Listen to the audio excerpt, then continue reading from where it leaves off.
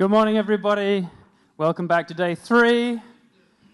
Hope you're excited for, even though it's the last day, hope you're excited for another jam-packed schedule of good sessions. Yeah.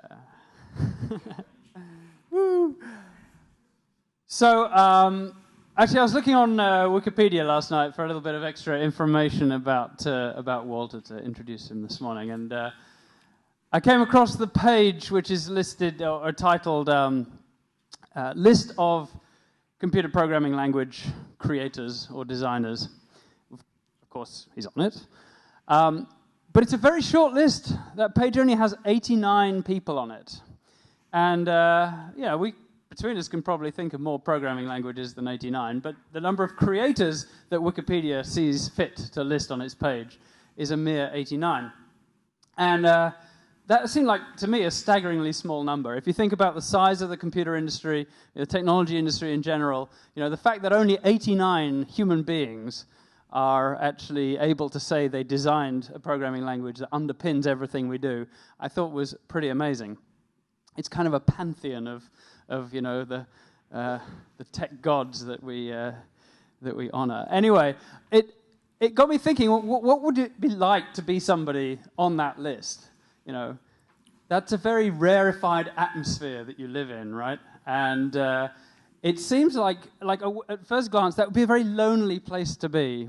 You're this sort of tortured soul, in your bedroom, creating this incredible, complex, large masterwork, like some, Renaissance composer feverishly working away with his guttering candle in the night.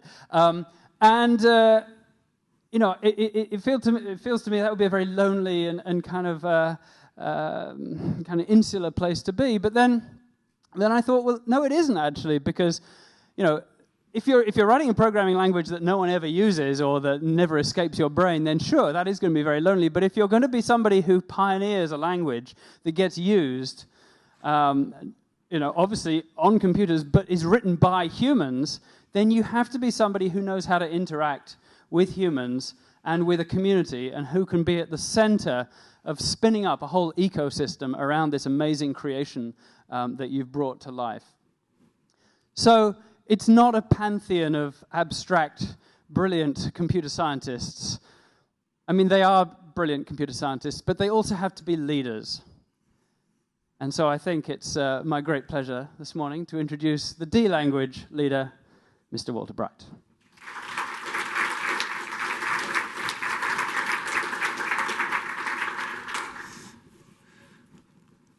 Welcome. Well, what a nice introduction. I will say it's not lonely at all because of you guys. You guys are here. It's very satisfying, very gratifying to see you guys here and all the enthusiasm around here. And I also wanted to point out that the design of the language is really you guys too. Of course, I did the initial version, but the subsequent one has been driven by you guys. A lot of your ideas and a lot of your input and refinement and whatever is from you guys. So what I'm going to talk about is we all like fast code. And I love fast code. And so that's what I wanted to talk about. And I hope you... there are lots of ways to get fast code in D, and I'm going to talk about a couple of them.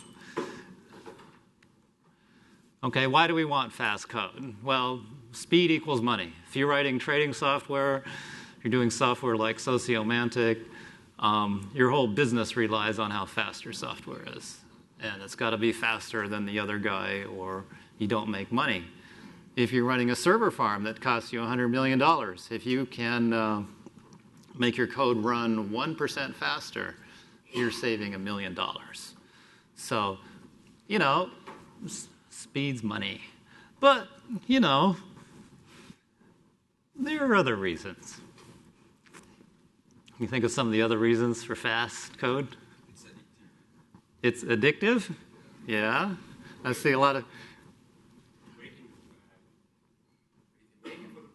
Oh, waiting is bad. No, it's not. You get to look at Reddit, We all need a reason to look at Reddit while we're at work. But, you know, that's my reason. Anybody not know what that is? What? No, it's not a Messerschmitt. No. It's a P51 Mustang, fastest practical propeller-driven airplane. It's one of the most exciting airplanes ever built. And you know, last weekend I got to see one of Paul Allen's P51s flying around. I got to get a ride in one once. If you ever get an opportunity, take it, because the excitement is just unbelievable. Anyhow, if I lived before computers, I'd be that guy. See, he's got the cowling off. He's running up the engine. You know, his job is to make that airplane fast. Because with the P51, you know, the speed is life. That's why it was built. So, people who know me I like airplanes. I like fast engines. I like big motors. So back to programming. Okay, conventional wisdom is we can either have modern abstractions, high-level code, or we can have fast code. That's been the traditional trade-off. And people always kind of assume, and it is kind of true, you know, use high-level abstractions, you know, it's more convenient, it's nicer, and your code is going to be slow. But, you know, I want to fix that. The trouble with low-level code, of course, is you have to be an expert to write low-level code. Yeah, you got to know how the compiler is going to compile your bits. You got to know how the target CPU changes or how it works, and they change constantly. You know, what's fast code for one CPU is slow code for the next, even if they're executing the same instruction set. So, you know, your knowledge is constantly getting obsoleted.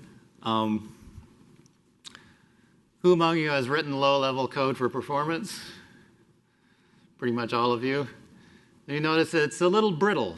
By brittle meaning any changes you make to it and the whole thing crumbles and falls into ruin. It becomes you know, if you're writing fast code, it tends to become a very carefully constructed edifice after a while, and you can't change anything with it.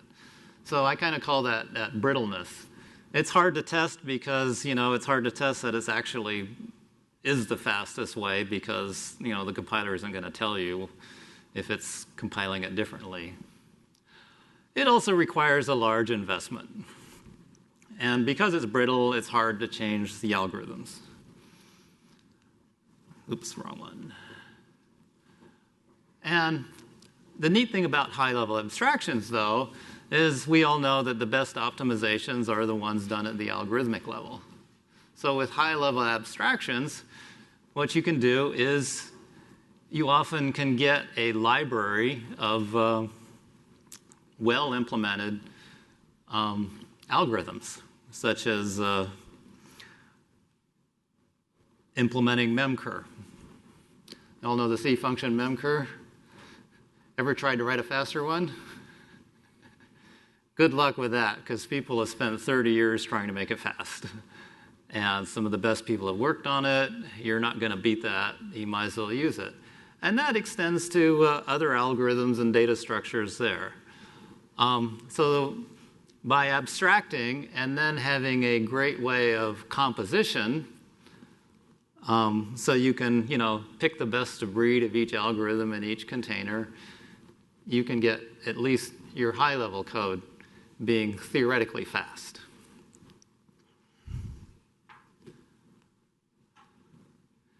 Now, the neat thing is this hasn't been true until the last few years, is, you know, compilers are getting better and better. And what that means is now we can have high-level abstractions with no cost. Typically before, to get composition, you would use indirection. You have interfaces, which went through pointers and virtual functions and things like that. And they all work great, but they're not fast because indirections are slow in a compiler, and general purpose algorithms are slower than specific purpose-built algorithms. Wrong one. So to start off with what I'm talking about, to sort of get the idea, is that the simplest example I could think of, x equals y times 4, and optimizing it to be a left shift. Does anybody do those optimizations by hand? Yeah, there's 3 of you over there. This optimization became pointless in the 1980s. So it's way out of date to do that, but people still feel sort of some impetus that they're going to do those optimizations. They don't trust the compiler to do it. So that one's pretty obvious, but there's a more subtle one. We want to loop over an array, and this is sort of the standard C-like way of doing it. And how many people rewrite it to this in their C code? I'm one of them. What? Nobody else? Yeah, 2 more. Write it like that. That was faster in the 1980s to do that. With modern CPUs, it's actually slower. Anybody care to hazard a guess as to why this is slower than that? Yes, sir. No, not because the pointer keeps changing. Because this has an index that keeps changing. So, no, it's increment.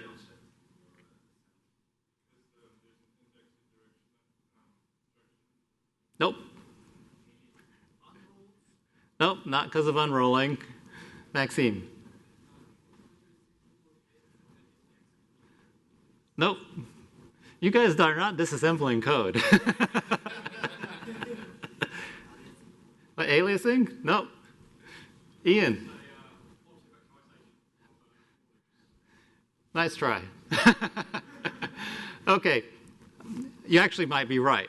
But my compiler doesn't do auto-vectorization, so this is a more primitive reason why. The reason why is this requires 2 registers, and this requires 1 register. Because the addressing modes are more advanced on the later processors, there's really no point to do this, but dedicating a register for the end of the array, whereas here is it's an immediate value, is going to take away a register. And taking away a register means you can't use that register for something else, which means your code is slower. I'm surprised nobody got that. Yeah, you got to look at the assembler coming out. Yeah, I'm using 2 registers, and why wasn't my other variable put in a register? And you go, oh, that's why. So my advice is better let the compiler do it. If the compiler doesn't do it, file a bug report. So what we want to do is write it like this, have an array and do for each, and it's the same loop. And you notice a few things about it. It's shorter. You're letting the compiler do what the compiler does best. You're letting the compiler do its job. It will get you the right code for the target machine, hopefully including auto-vectorization. And as a bonus, it's more likely to work correctly than the other one. How many people have bugs in their loops, the previous loops? I mean, that's just... I had a slide in another presentation which had 5 bugs in a loop like that, which nobody in the audience got all 5. And it was, 5 lines of code. And they were obvious bugs, but, once you point them out. But it's better to do this. It's much easier to look at that and go, yeah, that's right. And I'm also getting the fastest code, so it's a nice win. Okay, that stuff's kid stuff. So as kind of an introduction, let's get to some more interesting stuff. Okay, I can't afford a P51, so this is what I do.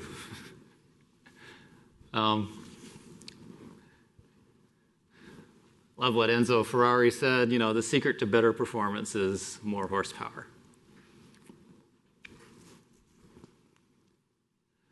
Okay, pipeline programming, also known as ranges and algorithms, or, you know, pipes and filters. It's, you know, Unix-style programming, Link-style programming, Haskell-style programming, all those things. And here's what it looks like in D. It's a pipeline program. Any guesses what it does? What this program does?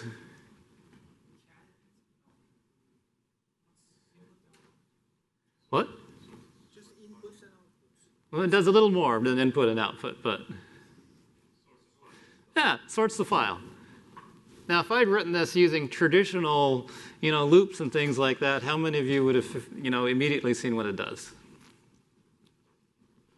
I wouldn't have. I'd have to sit there and study it for a while. But pipeline programming is more like how you think about a process than the traditional loops and things. So we're starting from standard in. We're going to read it by line. We're going to make copies of the lines coming in because, you know, by line reuses its buffer. So that's kind of a little implementation detail. We're going to combine all of them into an array. Then we're going to sort the array. And then there's supposed to be a dot there. We'll just make it red. And we're going to copy the result to standard out. And that's the text writer.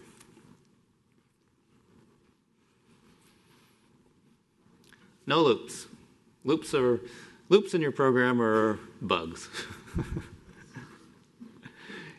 No, really. I've been doing loops so long. It was really, really hard for me to get into, you know, pipeline programming, even though it, you know, the high-level part of my brain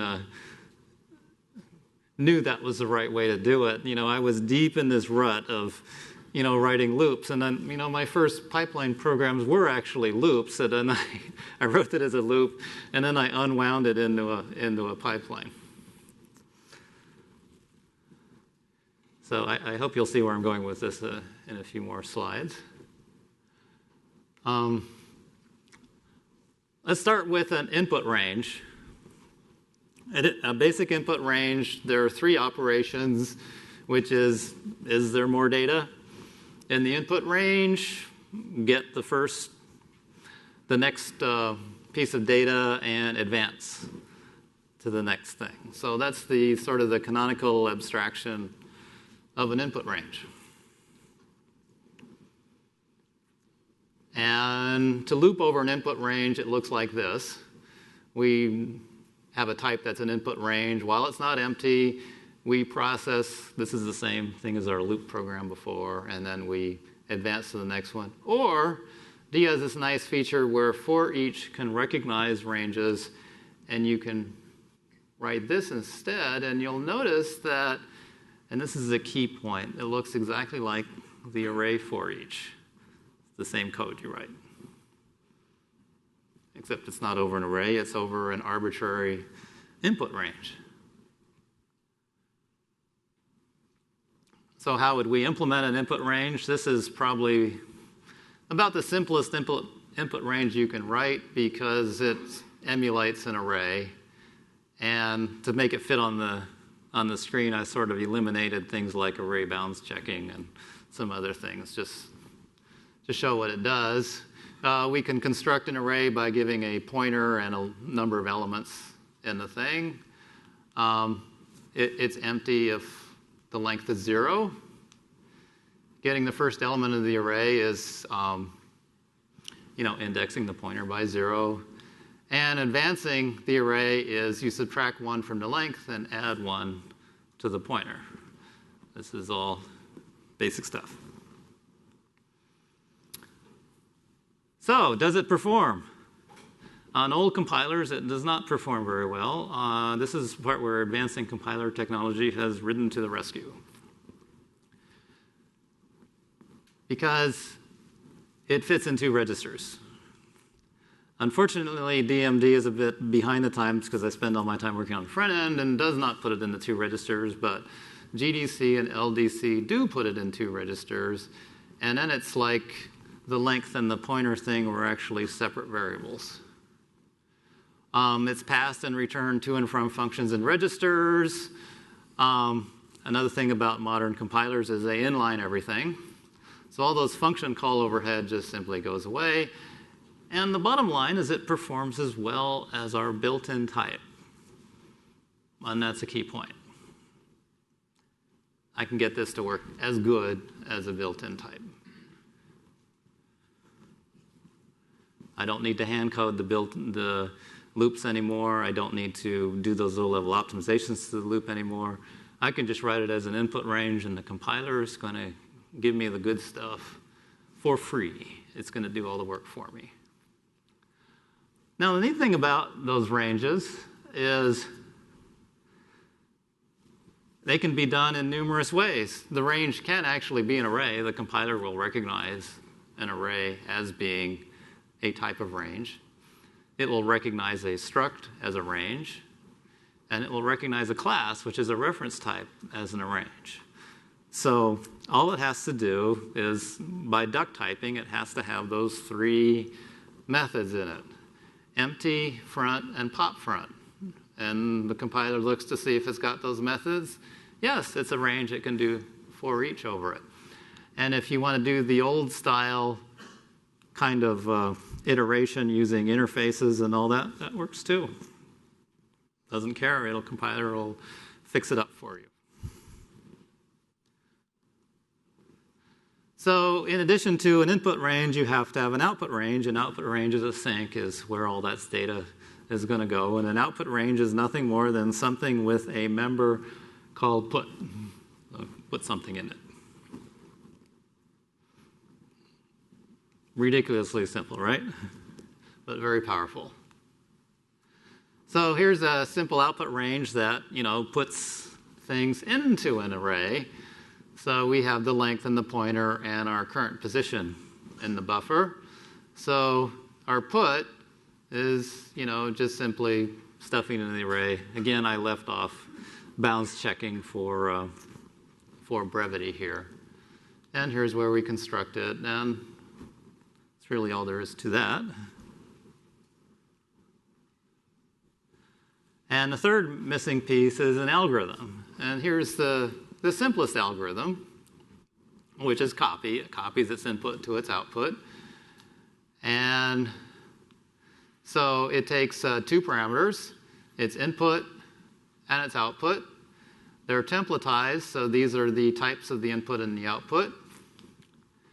But these are constraints on the template. And what they do is verify that the parameters passed to the template meet certain user-specified criteria. In this case, we want to check that our input type is really an input range.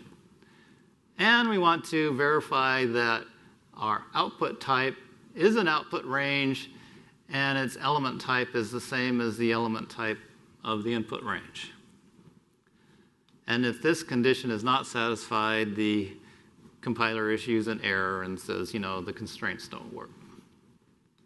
And inside, we do a for each, reading from the source range character by character, and putting it in the sink, and then we return to sink so we can do some more composition with it. So who among you has built themselves an algorithm? Oh, great, about half. So I kind of think that ranges and algorithms are a large part of the future of D or idiomatic D or D-style programming or whatever you want to call it. Using it is real simple. We can have an array, initialize our input range, initialize our output range, and here we have our simple pipeline from input dot copy to the output. This syntax is called universal function call syntax, or uniform function call syntax. I never remember which it is. And it just means that whatever's before the dot is the first parameter. And so you can construct your pipelines instead of being a horrendous list of nested parentheses. You can just get A.B.C.D. you can write them as a pipeline. So the neat thing about algorithms is they can be eager, which means they run the computation at the point where it's called, or they can be lazy. Over time, I've come to the conclusion that you should try making your algorithms lazy. And what that means is that when you first construct your pipeline, what's actually constructed is an engine to do that calculation. And you have the full weight of the compiler optimizes that engine for you. And then you can feed your data into that engine later. And where does that pay off? It pays off if you're doing things like parallel programming. So you can construct an engine with your pipeline, and then you can, if you have several data sets you can run through it, you can then run through them in parallel with your engine being applied to each data set.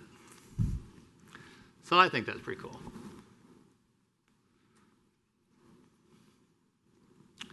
So what's this got to do with being fast? The way, at least I traditionally wrote code, is my inputs, my outputs, and my algorithms were all mixed up together. They were all, when you write loop code, it's very, very difficult to factor out and encapsulate the input and the output. It all becomes all explicit and in there and inlined in there. And once you get it to work, it becomes nearly impossible to change it. As an example, I was once given a job of fixing some code written by a famous programmer. You know his name. He's not one of you guys. And I was looking through this code, and I go, what is that function in there? What is that function doing? And I looked a little closer, and I realized it was a bubble sort. Okay? And I was looking through another piece of that same program in another file, and there was another slightly different bubble sort in there.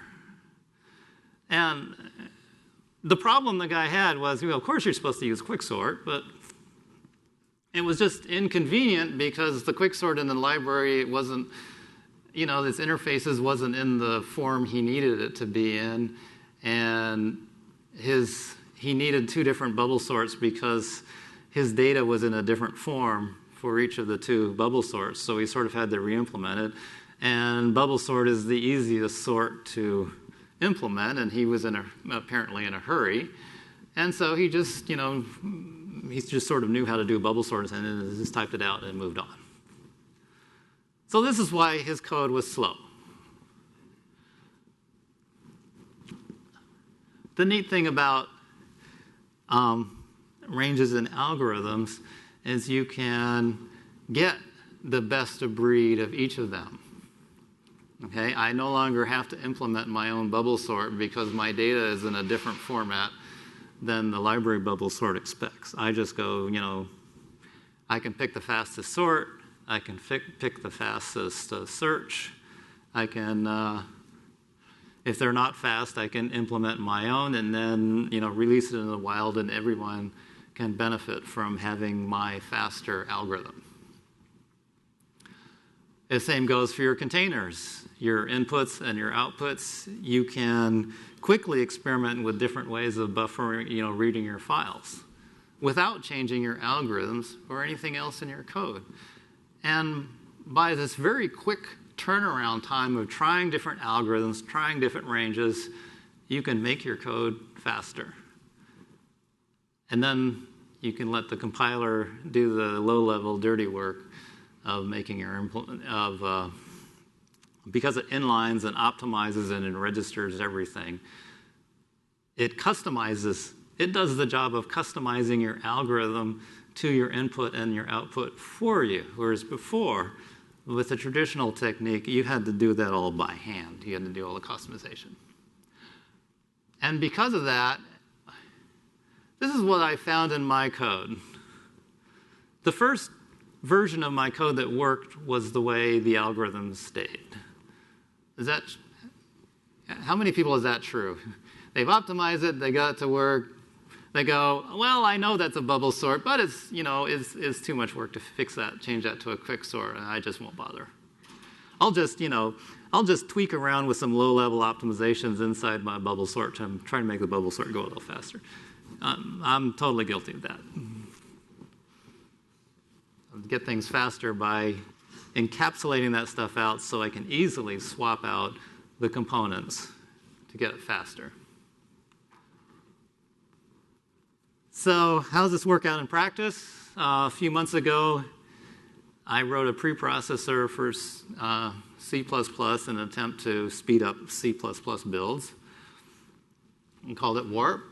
And it was a really fun project because it was going to be entirely in D, and I like the challenge of making things fast. And the goal was to make it a lot faster than the GNU preprocessor. And it makes heavy use of ranges and algorithms. Some interesting things happened when I wrote this. I discovered that nearly everything in that program was a template. As I told Andre a while ago that, Andre has so sold me on ranges and algorithms, he's created a monster. I used to dislike templates. I thought they were silly complexity and hard to use and everything. And here I am writing code where everything's a template. And there's a reason why everything's a template. I'll get into that a little later. It's very heavily reliant on modern compiler inlining and modern compiler optimizations in order to get its performance. And the performance came in quite a bit faster than CPP.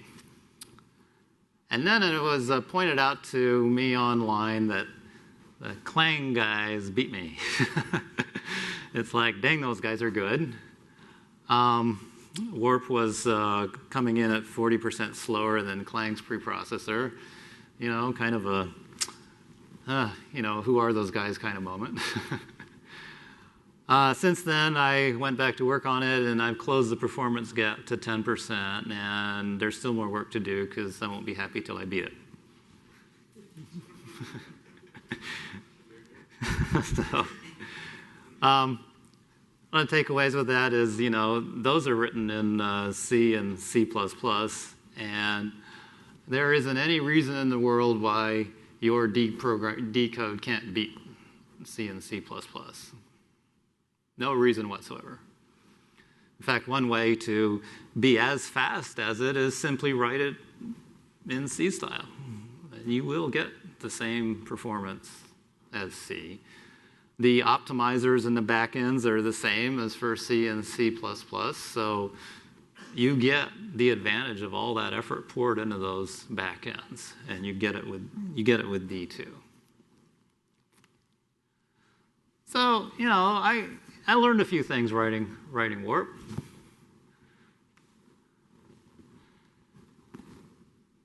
I found that ranges and algorithms make your code much easier to reason about. I understand what's happening in my own code better when it's written with ranges and algorithms than in those complicated nested loops.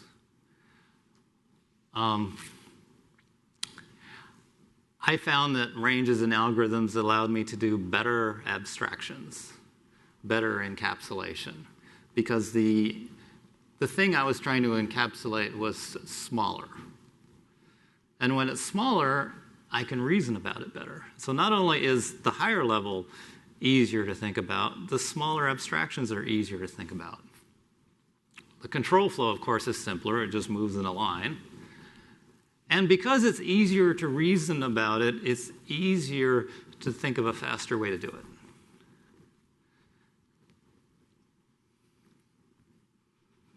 And that's a real kind of a crucial point is, since I can visualize it and I can keep it in my head better, I can figure out a way to make it faster with less effort.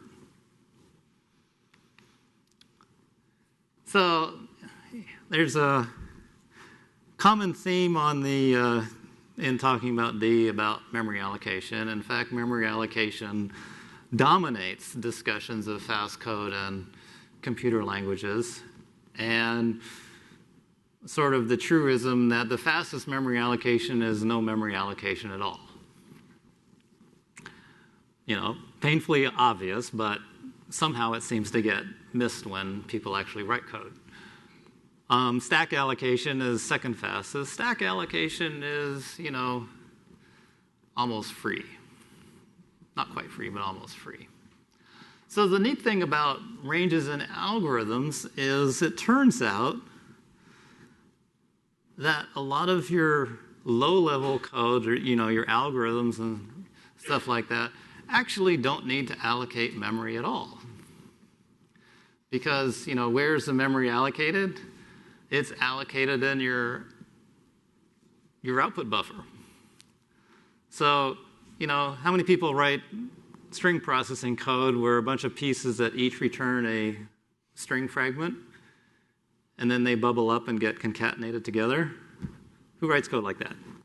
Yeah, pretty much everybody, myself too. So, you know, if you have a string made up of 3 pieces, you wind up with 4 allocations. 1 for each of the pieces in your low-level code, and then a final allocation for the concatenation of those pieces. So you've got 4 allocations where, you know, when you think about it, you only need 1, which is the allocation of the final buffer.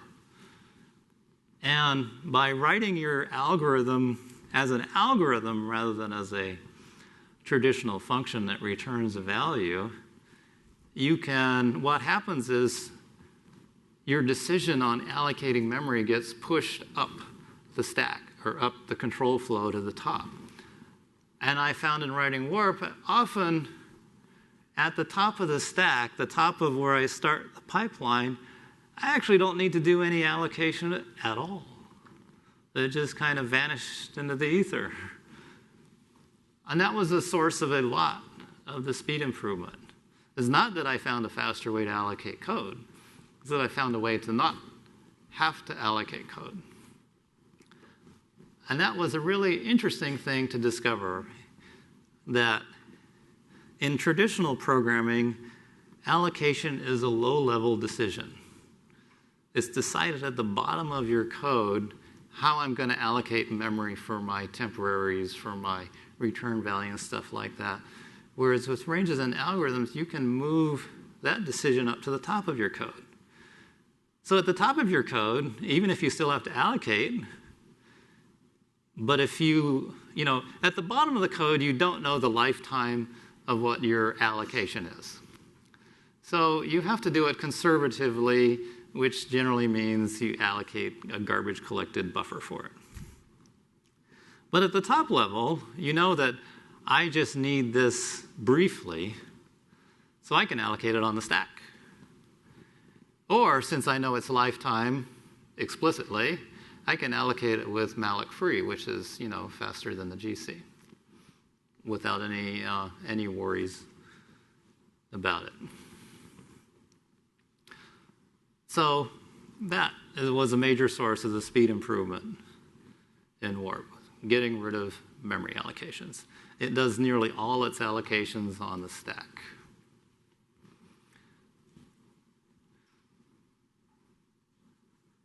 However, careful memory allocation on what's left still pays off big time. There is no magic bullet to memory allocation. You still got to know what you're doing. I still instrumented where all the allocations were happening, how much memory was being allocated, how often they were being allocated, and then I would try to reorganize things to minimize that. Still a big payoff to do that. There's no getting away from it. There's no magic memory allocation scheme that's gonna, or that I've ever heard of, that's gonna fix that. Okay, here's another interesting thing. I discovered that writing unit tests makes my code faster. Now, this is not exactly an intuitive thing. You know, how does testing your code make it run faster. And I found out it makes it faster by, see that sign over there? What would you do if you weren't afraid? Once I've optimized the heck out of a piece of code, I found myself afraid to change it because I knew it worked, and I was afraid if I changed it around, I'd break it, and I wouldn't know that I broke it. And so unit tests rode to the rescue. What I did was, with the coverage analysis tool and DMD, I could verify that with my unit tests, I got 100% coverage of my functions. All the cases, all the things were tested and verified. Then I could, with confidence, try new algorithms, try new ways of doing it, without worrying about breaking things, because I had a comprehensive set of tests that would tell me if I broke it or not. And this really helped in having a fast turnaround for trying new things.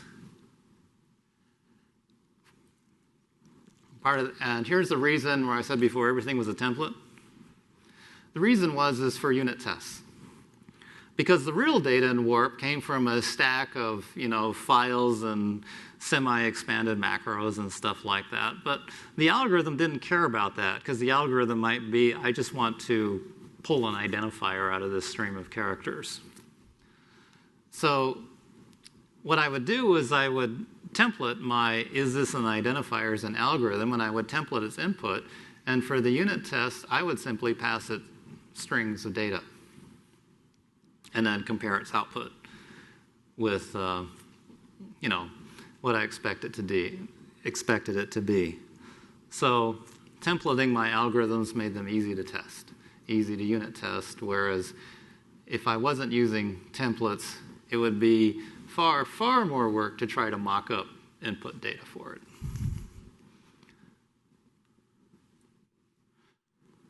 Okay, some things remain the same. Guessing where the hotspots still doesn't work. Okay, again, I wrote the program, I knew what I was doing, and again, I was dead wrong about where the time was being eaten up in it.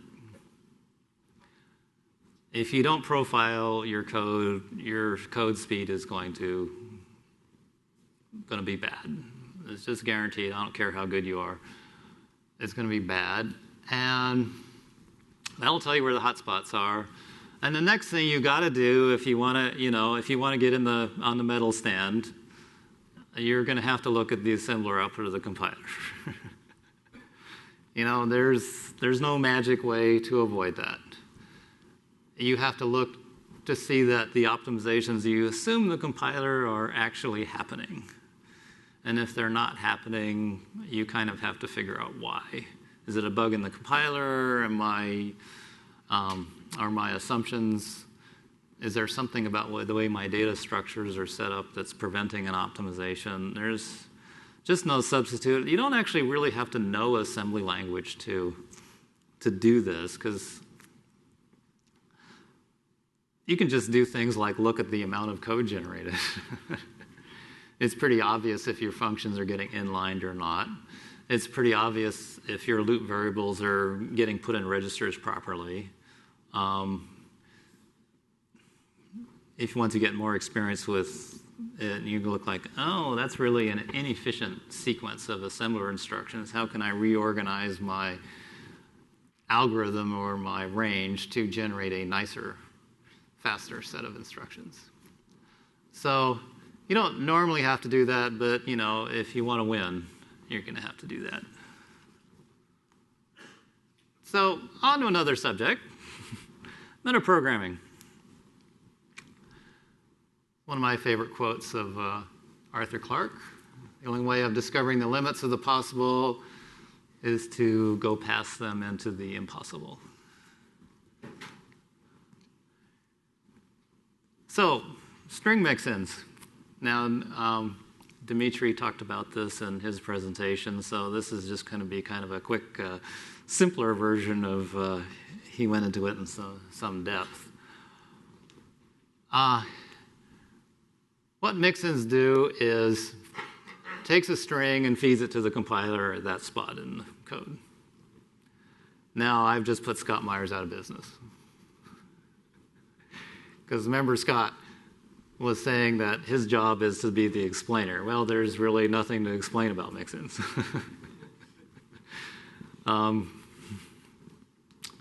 So here's how they work. Squaring this yields this, and I can call this function even though it's a string literal, because what Mixin does is feeds the string literal as source text to the compiler, which then does what compiler do with strings or with source input. Here's a more complicated example showing how you might actually use them to generate code. The thing is, if you know how to manipulate strings in D, you know how to use Mixins. End of explanation. Here's an example. I'm going to generate a binary operation, and I'm going to take my operator as a string. So this returns a string literal, which is the prefix, insert the operator or append it to the strings, and append a y semicolon curly brace to it.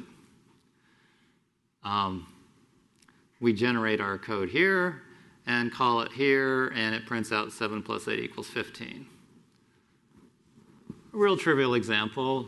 I didn't really think much when I implemented Mixins. It was just a few lines of code, and I kind of threw it out there to see what people were going to do with it, and kind of created a monster. It suggested to me, as to everyone else before me, domain-specific languages.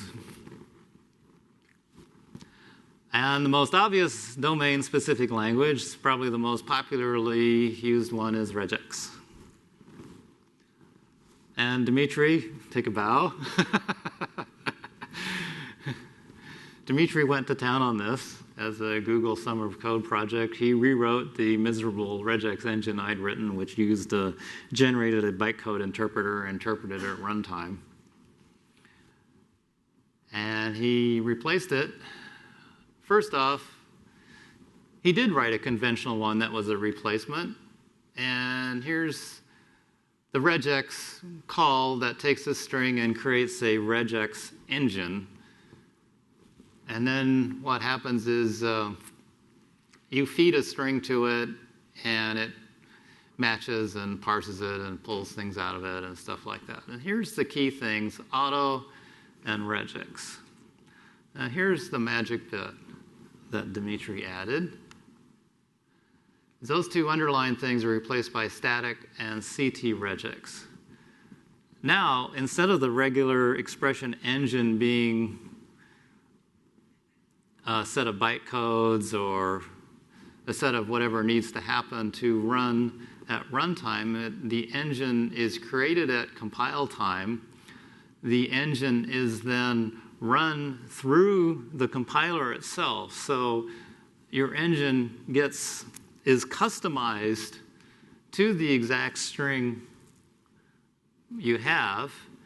And instead of writing a jitter for your runtime to try to turn it into machine code to try to make it run fast, you get to take advantage of all that compiler optimization and codegen technology and the C++C back end to make your regex engine run fast.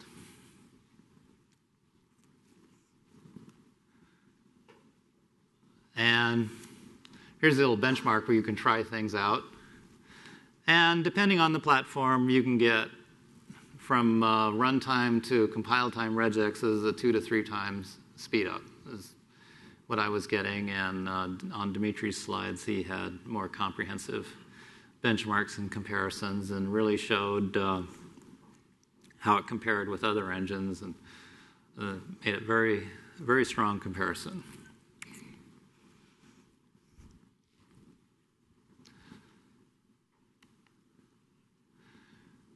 Okay, metaprogram with string mixins. Yeah, they're unprincipled. That's the number one complaint we have about them is they're strings. They're not ASTs. There's no structure to them. but they're infinitely flexible. Here's the key point. They're easy to explain to people. Everyone gets string mixins almost immediately. AST macros are principled, but they're hard to understand. They're usually in the advanced section of a language that supports them. And generally, only advanced programmers bother to deal with them. String mixins are, super easy to understand. Everyone gets them, everyone uses them, and I'm just amazed at the number of uses people have put to them. For example, Don Clugston early on wrote this floating point optimization thing, which actually generated floating point machine code, and then compiled it in to speed up floating point computations, which was another amazing use of this that I never expected could be done with it. So in conclusion, better compiler optimizations, better abstractions, better encapsulation leads to faster code. Leads to faster code because coupled with unit tests and all that is you have a ability to do rapid turnaround for trying new things to see if they're faster. The barrier to, does this other sort algorithm, is that faster? Does that speed up my program? Try a new way of doing things. Try a different style of buffering of your files. It becomes very, very quick to turn around, and hence you can try more things, and you can try them without fear of breaking your program. So that's a source of speed.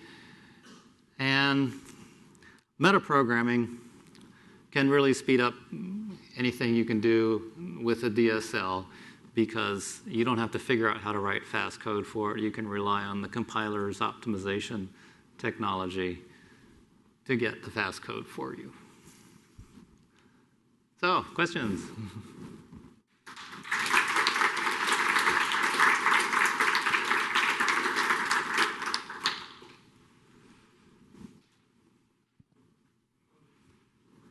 Chuck? I actually have a question. Okay. And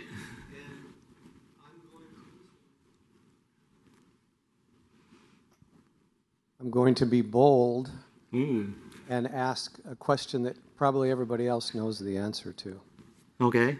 I have two questions, actually. Number one, so is there a way to invite automatic inlining? You mentioned inlining.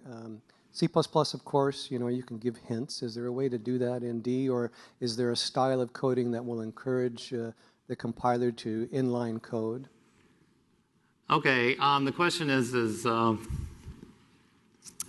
there a way to tell the compiler, yes, inline this piece of code, don't inline this code, tell me if you don't inline this code? That's been a subject of much debate on the news groups, the D forums. The initial design was I wanted to treat it much like register allocation, where older C compilers, you could say which variables go in the registers, and that was a complete failure. Far better off letting the compiler decide which variables should be put in the registers. So I had hoped it would be like that. But it's turned out, so I wanted simply the compiler to just inline whatever it can and whatever worked for the compiler. That turns out to be suboptimal. A lot of people have pointed out a lot of use cases where it's really clear that you should be able to specify, yes, this must be inlined, and no, this piece of code must not be inlined. So there is a DIP, a D improvement proposal on a mechanism for doing that, but it is a bit controversial and at the moment is unimplemented. So it's still being worked out. Still being worked on. Okay. It's one of those needs improvement things. Second question, I caught the gist of what you said about memory allocations being pushed to a higher level, but I sure would love to have an example, or if you could, how is that done? I was trying to just imagine, why is it that with ranges and algorithms, the allocation can be made at a higher level? Okay, remember on the copy example, it simply copied its data to the output. Okay, well, let's say your end result you want to be a string. At some point, you have to allocate a buffer for that string and then put the characters in the string and then return the string. But with the output range decides where the data goes, not the algorithm. So the output range controls the storage allocation. And the output range is something that you decide what it is at your high level, not at the low level. And that's how the storage allocation decisions get pushed up the control flow stack. Okay. Yes. So are you basically saying that, like, instead of the output string being put into a buffer and then printed onto the screen, it's just going directly onto the screen? Directly into video memory? That's one way to think about it. For example, if your output is a file, the normal way of doing it is you return a string and then you write the string to the file. Well, with an output range, you can have your algorithm write it directly to the file. You don't have to. You can eliminate that string buffer entirely. And in fact, Warp does that. Some of the ranges go directly to its output instead of allocating. So one way to make things fast is avoiding the number of copying of the data that has to happen. So not only do you save the memory allocation, you save the copying cost. We have a couple of questions coming in online about Warp. I'll give you both and you can answer them separately. One is, why does it disable the GC right at the top? And secondly, how did you make the big step of improvement between being, 40% behind Clang to being only 10%? Okay.